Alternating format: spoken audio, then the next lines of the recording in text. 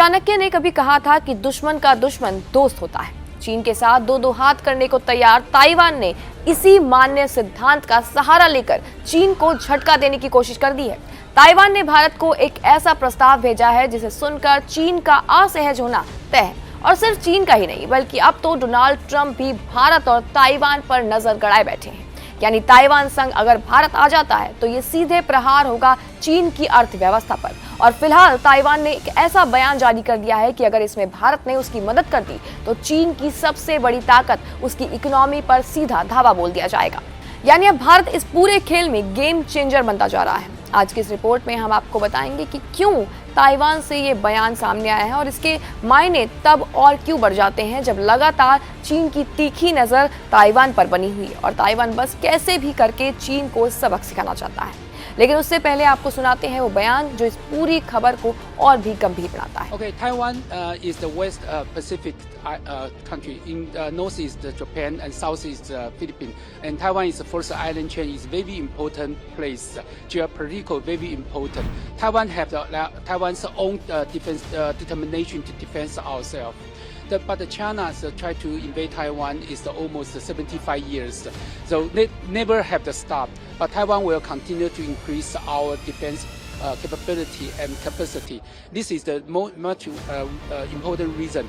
So anything in the Taiwan contingencies is unstable. They will very heavy impact to the economy all along the world, including the Indian and with the Taiwan, they have a very huge the economy and trade. So if the Taiwan unstable and Taiwan contingencies will impact the Indian economy. So this is we will like to maintain Taiwan area peace, stability and prosperity. We hope that Indian government can play a role and play this area very safe.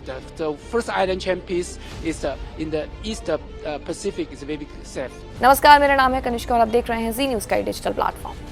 हाल ही में Taipei economic and cultural office के deputy representative Michael ली ने एक अहम बयान जारी कर दिया है। उन्होंने कहा है कि ताइवान क्षेत्र में स्थिरता सिर्फ एशिया के लिए नहीं बल्कि पूरी दुनिया जिसमें भारत भी शामिल है उनके लिए जरूरी है। उन्होंने साफ तौर पर उम्मीद जताई है कि भारत इस क्षेत्र में शांति और स्थिरता बनाने की भूमिका निभा सकता है।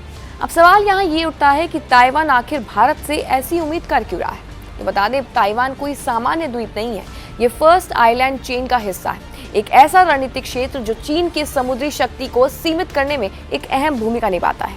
और यही वजह है कि पिछले करीब 75 सालों से चीन ताइवान पर अपना दावा करता आया है, जबकि ताइवान खुद को एक स्वतंत्र इकाई मानता है और अपनी रक्षा क्षमता लगातार बढ़ा रहा है। लेकिन ये संघर्ष सिर्फ जियोपॉलिटिक्स तक सीमित नहीं है, क्योंकि इसका असर आपकी जेब तक भी पहुंच सकता है। बता दें कि ताइवान दुनिया का सबसे बड़ा सेमीकंडक्टर निर्माता है, खास तौर पर TSMC जैसी कंपनियों के कारण। आज के समय में मोबाइल, कार, लैपटॉप से लेकर रक्षा तकनीक तक हर चीज चिप्स पर निर्भर करती है। और अगर ताइवान में कोई भी संकट आता है तो ग्लोबल सप्लाई चेन बाधित होगी और इसका सीधा असर भारत की अर्थव्यवस्था, टेक इंडस्ट्री और मैन्युफैक्चरिंग सेक्टर पर पड़ेगा। और यहीं से भारत की भूमिका अचानक बेहद अहम हो जाती है। तो वहीं आपको बता दें कि पिछले कुछ सालों में भारत और ताइवान के बीच व्यापार और तकनीकी सहयोग तेजी से बढ़ा है, खास करके सेमीकंडक्टर, इलेक्ट्रॉनिक्स और हाई टेक सेक्टर में दोनों देश करीब आ रहे हैं। भारत अपनी मेक इन इंडिया और सेमीकंडक्टर मिशन के तहत ताइवान की एक्सपर्टीज का फायदा लेना चाहता है।